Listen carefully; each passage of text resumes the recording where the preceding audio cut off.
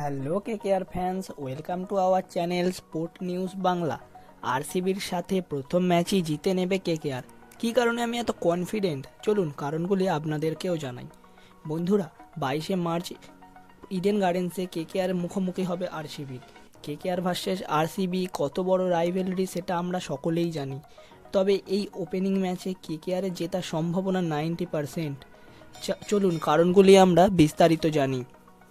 1 নম্বর কারণ, কেকেআরের spin attack বেশ মজবুত, যেখানে আছে বরুণ চক্রবর্তী ও সুনীল নারায়ণ। তবে সকলেই দেখেছি বরুণ চক্রবর্তী কেমন ফর্মে আছে, কেউ তাকে সহজে খেলতে পারছে না। তবে অন্যদিকে আরসিবির বোলিং অ্যাটাকে তেমন জোর দেখতে পাচ্ছি না, বিশেষ করে স্পিন অ্যাটাকে। আরসিবির মেন স্পিনার সুয়েশ শর্মা, আর বাকি বাদ সবাই অলরাউন্ডার, যাদের বল বেশি কার্যকরী হয় না। 2 নম্বর কারণ, আরসিবির বেশিরভাগ ব্যাটসম্যান ইংল্যান্ড ভার্সেস ইন্ডিয়ার সিরিজে আমরা দেখতে পেয়েছি কোনো ব্যাটসম্যানই ফর্মে নেই।